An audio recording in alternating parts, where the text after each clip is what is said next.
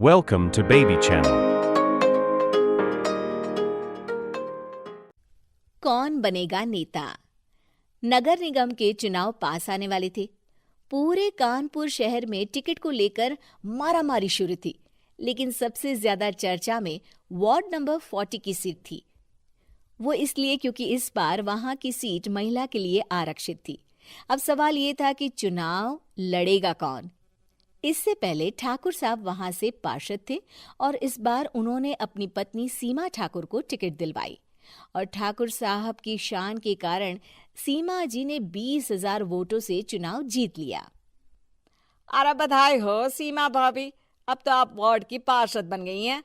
अब तो हमारे काम आप ही करवाएंगी। अरे ये तो सिर्फ नाम की पार्षद बनी है, वो तो महिला सीट आ गई, वरना पार्षद तो मुझे ही बनना था। अब भले ही चेहरा इसका होगा, लेकिन पावर तो मेरी ही होगी। अरे वाह भाई साहब, क्या दिमाग लगाया है आपने भी। आइए आप लोग, खाना लगा दिया है सबके लिए। सीमा जी पार्षद बन चुकी थीं, फिर भी उनकी एक ना चलती। सारे काम ठाकुर साहब खुद ही संभाल लेते और जहां जरूरत पड़ती वहां सीमा जी का अंगूठा लगवा लेते। सीमा जी ज्यादा पढ़ी लिखी भी नहीं थी। एक दिन ठाकुर साहब और सीमा एक प्रोग्राम में जाते हैं। अरे ठाकुर साहब, आप आ गए। ओहो, पार्षद मैडम भी आ गई हैं। स्वागत है आप दोनों का। लगता है हमारे पार्षद फंड का सही इस्तेमाल हो रहा है। चलिए अब उद्घाटन करते हैं। ये लीजिए ठाकुर साहब कैची, आप ही सबसे पहले प्रवेश कीजिए।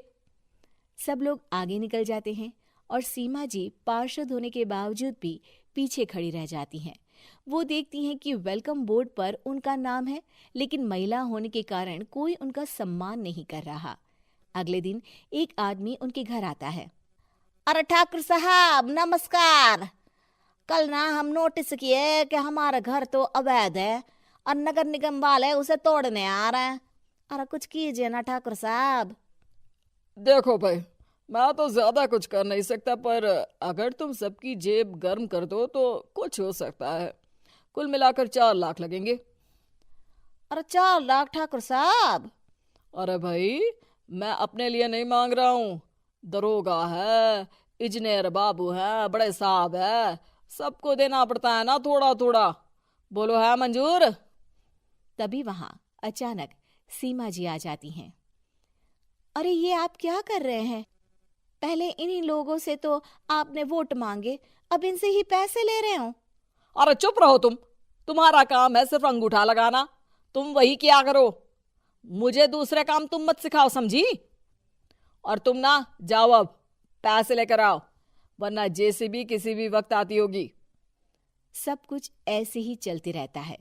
एक दिन सीमा जी और ठाकुर साहब को एक लोकल मीटिंग में बुलाया जाता है। वहां पर कई और अधिकारी लोग भी मौजूद रहते हैं।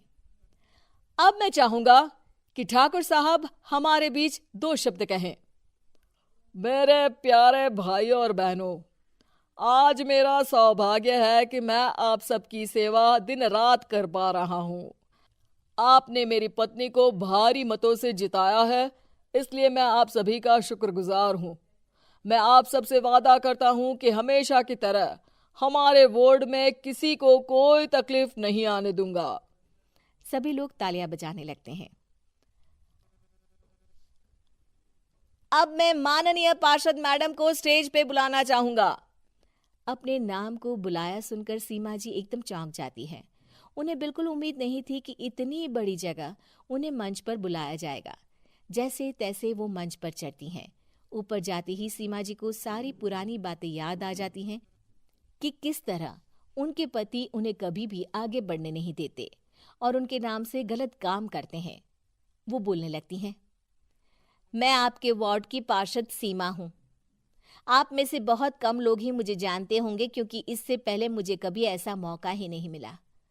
सारे मौके मेरे पार्षद पति यानी आपके ठाकुर साहब ही लेते रहे, लेकिन आज ये मौका मुझे मिला है तो मैं इसे ऐसे ही नहीं जाने दूंगी।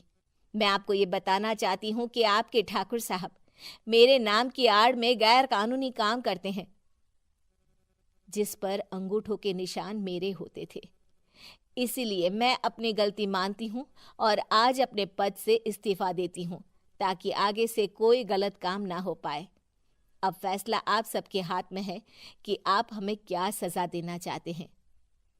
सीमा जी की बातें सुनकर ठाकुर साहब के चेहरे का रंग उड़ जाता है और वो शर्म से मुंह नीचा करके वहां से चले जाते हैं और पद से इस्तीफा देकर ही सही सीमा जी अपने आप में आत्मविश्वास महसूस करती हैं। Subscribe to my YouTube channel and click on bell icon. Thank you.